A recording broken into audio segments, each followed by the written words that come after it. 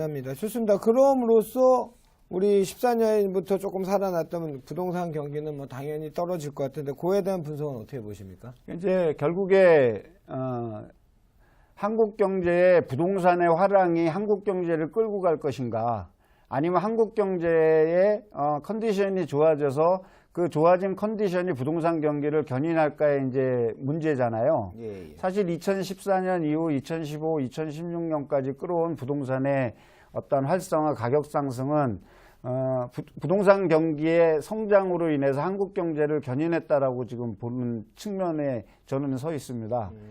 근데 이제 한국 경제가 이제 부동산이 이제 더 이상 그로 인해서 부동산의 버블링은 어느 정도 성공을 했고 11.3 대책으로 인해서 어떤 실수요자 중심의 시장으로 이제 돌리겠다라고 얘기해서 1차적으로 이제 분양권 전매 제한과 그 다음에 두 번째로 이제 1순위의 당첨자의 어떤 자격을 제한하지 않았습니까? 예. 결국에 2017년에는 분양시장을 중심으로 시장이 조금 얼어붙을 그런 우려가 그 어느 때보다도 좀 높다라고 하겠습니다.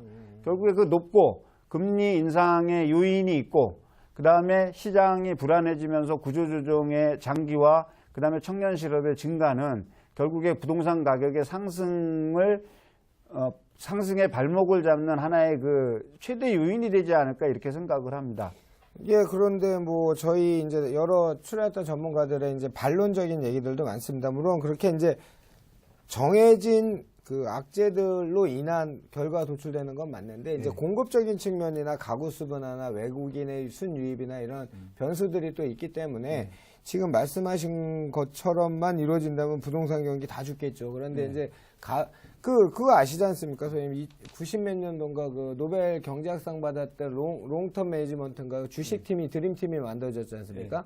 만들어졌는데 모든 투자를 처음엔 성공을 해갔죠. 그러다가 2008년에 서프라임 모의 때 그 도산을 했는데 이유가 수많은 파생 상품의 경우의 수를 다 예측을 못했기 때문에 노벨 경제학상 받은 사람들이 멍청해서 그걸 예측 못했겠습니까? 지금 말씀하신 것처럼 그런 외생 변수들도 있지만 가장 예측하기 어려운 변수가 바로 심리라는 측면이 있으니까 저는 그런 심리라는 측면을 그 내수 경제를 활성화시킬 수 있는 우리 정치하시는 분들이 지금 그런 짓들 말고 정말 한 마음으로 경제를 좀 살려서 심리적인 요인을 좀 북돋으면 이런 외생 변수들도 이겨낼 수 있는 게 우리나라 대한민국 국민 아니겠습니까? 이제 우리가 부동산을 얘기할 때 주로 이제 많이 얘기하는 게 광기와 패닉이라고 얘기를 합니다. 잘 쓰시는 말이잖아요. 예, 만류 인력을 발견한 뉴턴이라는 과학자가 주식 투자를 실패한 후에 주식시장을 평가하면서 한 말이죠. 나는 천체의 운동을 계산할 수 있지만 인간의 광기는 계산할 수 없다. 결국에 그 광기를 우리가 좋은 말로 얘기하면 심리적인 요인이라고 봐야죠. 결국에 기대 심리가 그 어느 때보다도 활성화가 된다라면 부동산 경기는 반드시 올라갈 것이고요. 그 기대 심리가 하락하게 된다라면 또 기대 심리가 없어진다라면 부동산은 결국에 보합을 유지하거나 가격이 하락된다라는 거죠.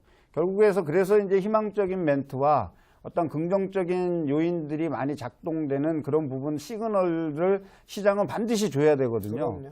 근데 지금 시장이 그런 시그널을 주기에는 너무 위험 부담이 크다라는 겁니다. 그렇죠. 그러다 보니까 2017년을 맞이하는 우리 스스로가 심리적으로 상당히 위축된 상태에서 출발을 하게 된다는 게 제일 걱정거리입니다. 저도 제일 문제라고 생각을 하고요. 예. 정책은 실수도 있을 수 있고 그다음에 그 정책이 성공을 할 수도 있지만 결국에 정책의 성공과 실패를 좌지우지하는 건 인간의 마음 아니겠습니까? 그러니까 결국에 경제의 절반은 심리적인 요인에 의해서 돌아가는데 그 심리적인 요인이 그 어느 때보다도 침체되어 있는 그 시기가 아닌가라고 생각을 합니다.